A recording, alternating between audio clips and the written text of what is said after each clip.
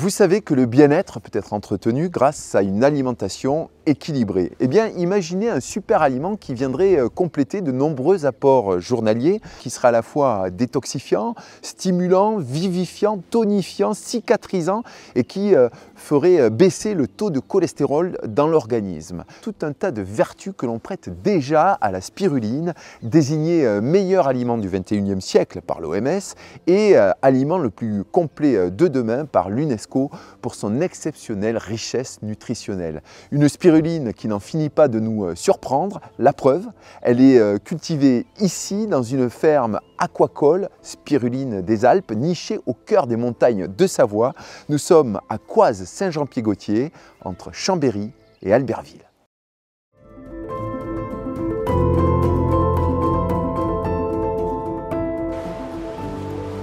Bonjour Bruno. Bonjour Stéphane. Merci de nous accueillir. Avec grand plaisir. C'est votre ferme aquacole, c'est ça? Tout à fait. Vous cultivez, on dit cultiver? Oui, on cultive la spiruline. La spiruline, d'accord. Je suis là depuis 2016 où j'ai acheté la ferme. Donc je me suis installé en quelques mois pour commencer à produire en 2017. Une belle aventure, une production que vous allez nous faire découvrir aujourd'hui.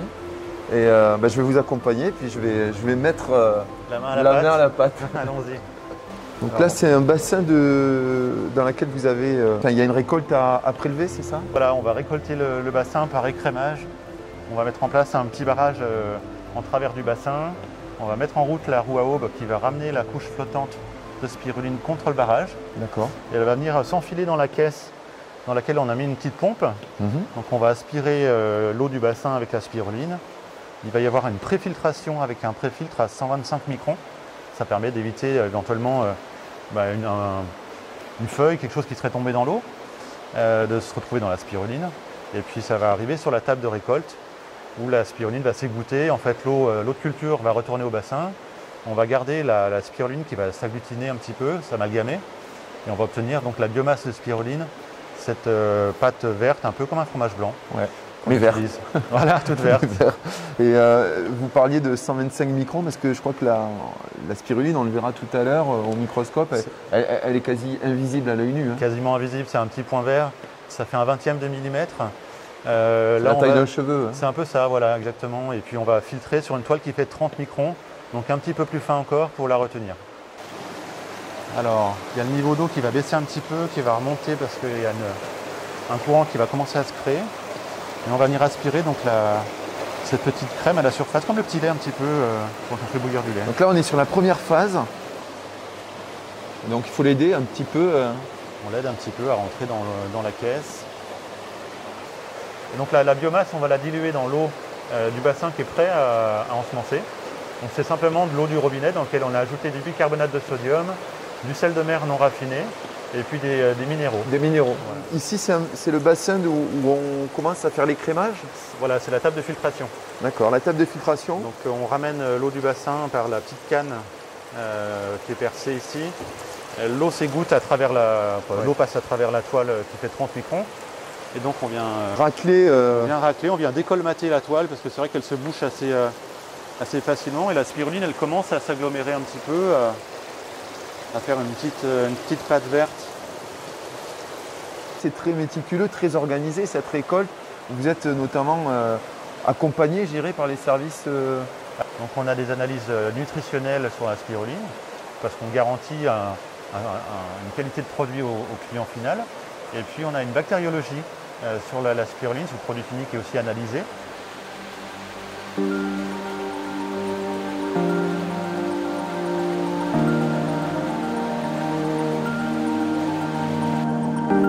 Là, on est dans la deuxième partie, la deuxième étape, c'est ça? Voilà, donc là, l'égouttage est terminé. On a perdu pas mal d'eau. Et on vient donc ramasser la petite boue un peu de spiruline.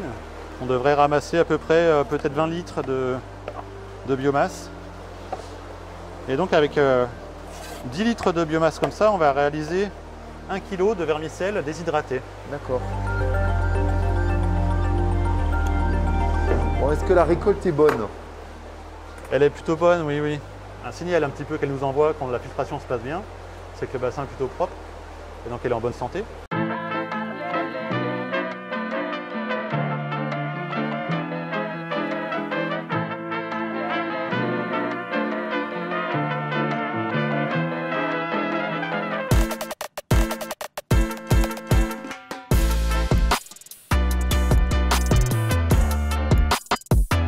là, on laisse l'eau s'écouler lentement, c'est ça? Tout à fait. Alors le pressage, ça se fait assez doucement.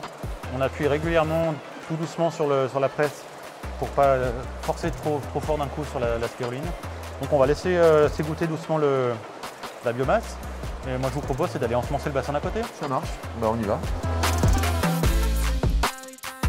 Bruno, la spiruline, elle tient son nom de sa forme, c'est ça? Oui, c'est la forme spiralée de la structure de la spiruline qui a un peu donné son nom commun à la spiruline qu'on consomme. On le voit sur l'écran. On voit, hein, c'est une petite queue de cochon en spirale. Ouais. Et elle a un pigment bleu à l'intérieur qui lui donne son nom de cyanobactérie. D'accord. De la couleur cyan. Et quand on la laisse tremper, ça donne, Voilà, ça. C'est un pigment qui est hydrosoluble, alors il va se disperser dans l'eau quand on mouille une brindille de spiruline par exemple. C'est le seul colorant bleu qui existe, qui est alimentaire. Donc tous les bonbons bleus qu'on veut trouver dans le marché, dans le commerce, sont colorés avec le pigment de la spiruline. Ouais. D'accord.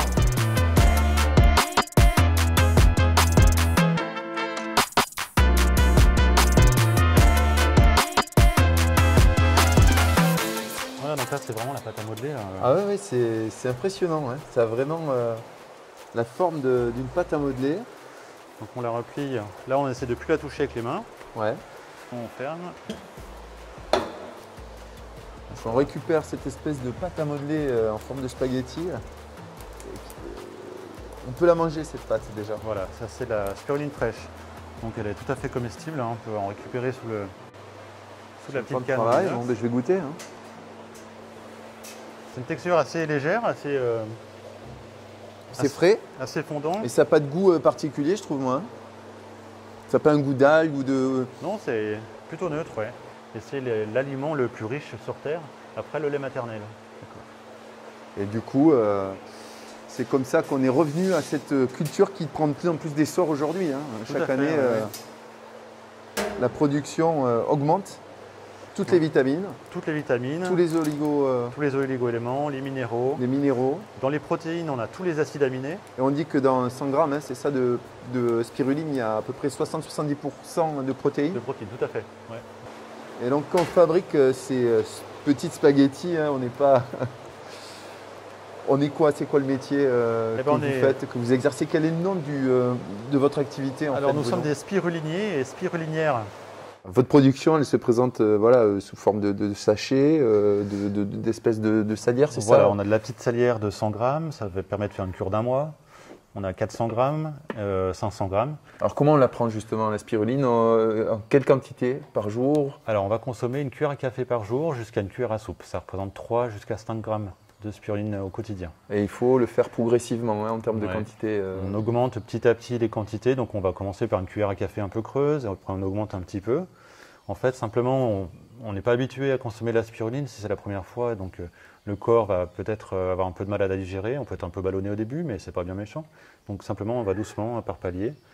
Et puis après, une cuillère à café par jour, ouais, c'est très bien. Alors sous forme de cure ou ponctuellement, comment on la prend Alors, la plupart des gens font une cure à l'automne, une cure au printemps.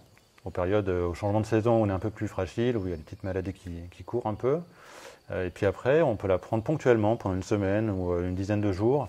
Si on est un petit peu fatigué pendant l'hiver ou même pendant l'été, si on a un rythme un petit peu soutenu, ça peut aider à garder la forme. Et vous-même, vous en prenez? Oui, bien sûr. Vous en prenez de temps en temps et vous sentez que ça fait, ça vous donne du tonus? Du jour au lendemain, même je la prends à midi, juste l'après-midi, j'aurai la pêche, quoi. Vous avez des retours de vos clients sur la consommation de spiruline? Oui, on a des très très bons retours. En termes de qualité, il y a beaucoup de gens qui me disent qu'ils la trouvent meilleure que celle des grandes surfaces. On a des retours sur le côté énergétique, un tonus, et puis des gens qui me disent que leur tension a baissé, donc les médecins sont assez contents. Il y a pas mal de médecins aussi qui la conseillent pour le taux de fer, donc les gens qui sont anémiés vont pouvoir retrouver du fer dedans facilement. Et à contrario, il faut faire attention aussi si on a trop de fer dans son organisme. Voilà. C'est la seule peut-être contre-indication qu'on a. Les gens qui ont trop de fer dans le sang ou les gens qui sont éventuellement sous anticoagulants ou qui ont des traitements un petit peu lourds pour des cancers, il vaut mieux quand même demander l'avis à un médecin avant de consommer. Ouais. Le goût, la spiruline, elle se présente sous forme de paillettes comme ça. Hein, je peux... Allez-y, oui, bien sûr. C'est des petits vermicelles qu'on va saupoudrer sur l'alimentation. On va la goûter. Donc en général, on me donne plutôt un retour plutôt boisé, un produit plutôt boisé, champignons, plutôt qu'un produit de la mer. Bah, c'est pas mauvais, moi ça n'a pas un goût déplaisant. C'est presque. Ouais, enfin, je vais pas dire fruité, mais il y a du parfum, c'est parfumé. Alors dans une cuillère à café dans un yaourt, par exemple, ça se sent pas. On va pas ajouter un goût dans le yaourt, ou même dans la salade, dans une vinaigrette. Ça laisse tout à fait le goût des tomates. Oui, complètement. C'est pas non plus un goût qui vous prend totalement en bouche. C'est un métier qui est très passionnant et je pense qu'on est tous enjoués d'en parler. On est très heureux de partager nos petites connaissances et puis notre passion. Et voilà, c'est un produit qui demande à être découvert. Oui, comme vous nous avez permis de le faire aujourd'hui, et encore merci. Et puis, avec grand plaisir. On va faire une petite cure pour tester, et puis comme ça je ferai un petit retour à mes amis sur effectivement la spiruline. Merci de votre accueil. Ben, c'est moi, merci à vous.